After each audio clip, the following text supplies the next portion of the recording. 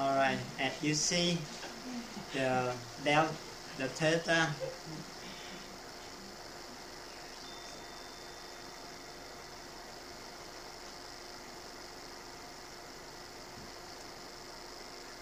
nowadays in America, the technique of relaxation and meditation be applied into many different fields, not only in the healthcare for treatment the disease in this lifetime. By take advantage on this state of our brain wave, the hypnotic therapy can induce the patient into this state to help them to treat the disease carried over from the past life, as we already learned about the storage concept now. And the issue because about 15 to 20 years ago, the psychiatrists in America, they got stuck in many patients. For example, the patient had a feeling of get stuck whenever she drink the water or eating, especially when she in the small room or dark room. After checkup by X-ray, MRI, CT scan, blood test, everything normal, they send the patient through the psychologist. Couldn't find out anything, could not resolve the problem. And then send it through the psychiatric. Psychiatric could not do anything. Luckily, this psychiatrist is a professor in the university, and he practiced meditation, and he got some experience in this state, and he learned a lot in the sutra. And he think about something connects in the past, or maybe it at a very young age. As we know, we have a certain marker on our brain from the age about 2 or 3 years old, the age around 7 to 8 when we first exposed and have knowledge about the nature or the environment. Around the 13 or 14 when the hormone will be developed, so distinguish between boy and girl.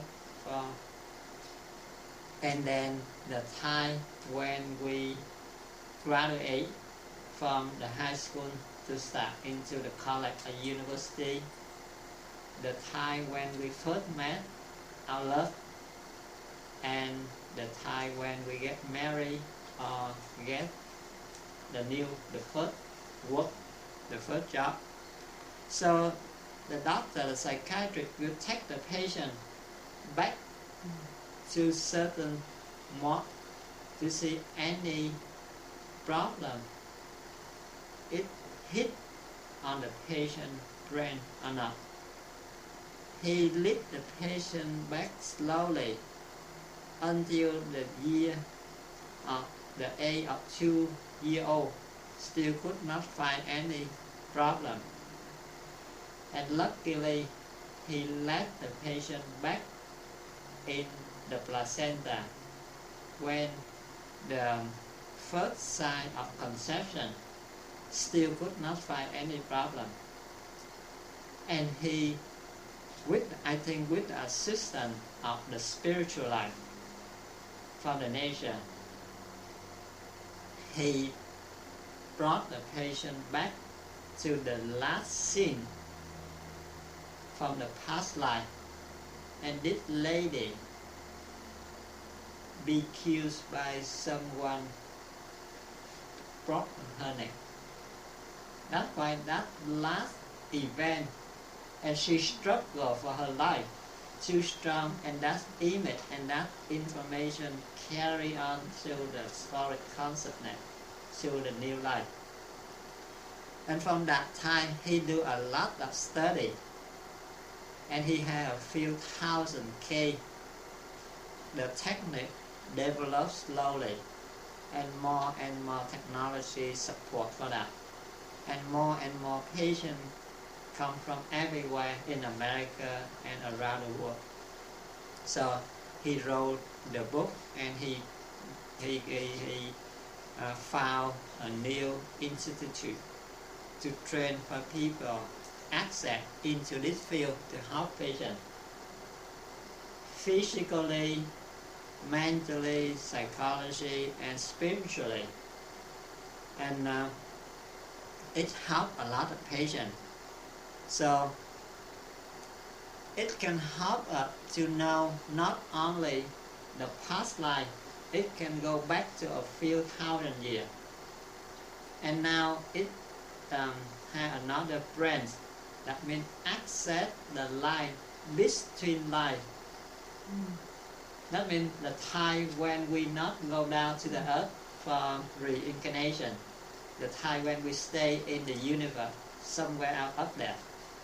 It looks like now we have an internet, and we have 1,000 of the library in the middle of the air, but we don't know where's that, right? Where are the image, where are the information? No one can point out, no one can show us. But whenever we need, we access and we can pull it down. We can download it. Is that called the Akashic Records? Huh? Is that called the Akashic Records? Is No, there a name for that? They call that regression. Regression? Yeah, the regression. Regression technique. So that means it takes the patient back into the past, and it divides by two different branches. One to access the patient when they incarnate, and what they do, where their family, who the family member, who the relative in that certain lifetime. And the other branch just access the information at the time between the reincarnation. What they do over there, up there. And lastly, this is the advantage and disadvantage of our sleep cycle. At the first 30 minutes, our brain wave is very slow, at the opposite to the very active during the daytime. That is two sides of the phenomenon. But after 30 to 45 minutes, we fall into a deep sleep, and what the scientists call that the REM, rapid eye movement, right? So during that period of time, our pupil, our eye, it moves really fast. And you know, when it moves fast like that, the brain wave has to move accordingly. So that's why we waste a lot of energy with recharge through that period of time.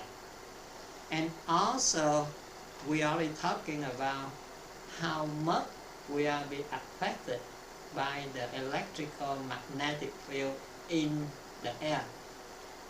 Because during the daytime, our brain wave fast like that, and we are not practiced coming back to ourselves to grow the field, the circuit. We be affected a lot already. During the night time, we are living in unconsciousness, and when we fall into the deep sleep in the REM state, our brain wave is much faster, and that's why it be connected and be affected much more unconsciously, and we never know. So all of the bad negative energy, bad information, it get into store consciousness. Not many people know.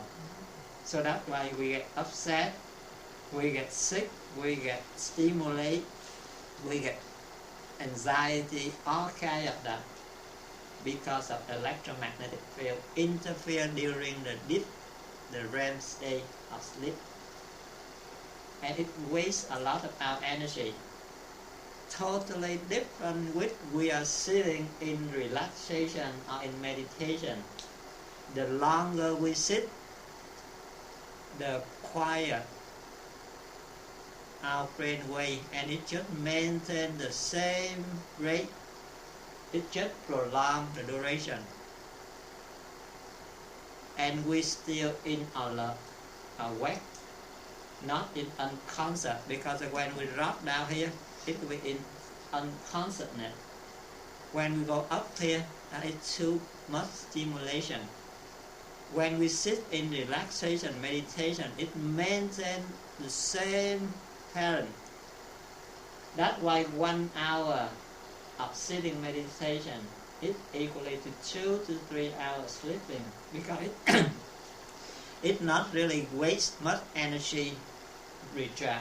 It not waste much energy for the mind projection, the weight and sending out. So this is to confirm the advantage of the new technology and advantage of relaxation meditation in the therapy for all the chronic disease, or for the application to maintain good shape and peaceful mind during the daily life.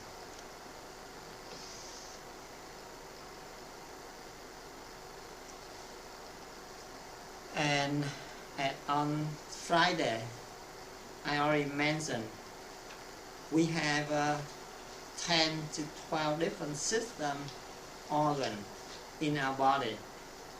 But the reason we just concentrate on two most important, that is the brain cell and the liver cell. The reason because our liver represents for the material or the visible, the most important visible organ, and the brain cell represented for the invisible energy and function. Every single activity, big or small, visible or invisible, we want to lift our hand, take a step, or just a very tiny thought, idea originate in our brain. Therefore, if we not careful to protect, to preserve that, it will damage the headquarters, the initiation of all activity. So if we skip breakfast or overeating, will damage our brain cell. Smoke, not only smoking, but when we expose to any kind of smoke, because it have carbon dioxide and carbon monoxide and many toxic gas, especially when we smoke, it have the nicotine, and the nicotine is very toxic, and it makes the blood vessel be shrink, smaller, and it gets stuck for any particle in our brain and will damage the area behind that or the organ below that. And sugar consumption, this is the new toxin for the 20th century, because it not only make our blood become acidic, but it also stimulate our mind and make it scattering.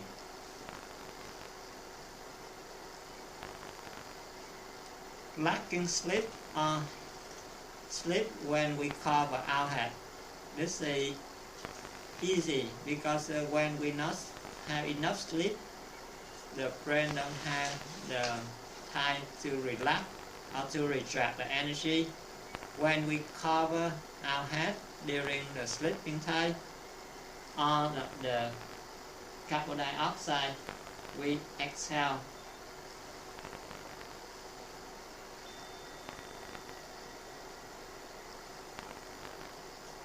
And then we inhale again. So that means the concentration of oxygen saturation be reduced. If oxygen saturation be reduced, our brain cell will be toxic. So that's why it knows that air pollution easy. Working while we are sick or weakness. This one will make our brain cell overwork, because when it's sick, when it is weakness, if we asking it to work more, that means it's overwhelming, so it will be weaker. So that is the first organ, the headquarters responsible for invisible activity. The second one, the liver. Excuse me, you just missed out lacking stimulating thoughts or conversations. Yeah, that's the common sense. Because if our brain cell responsible for initiate thought and activity.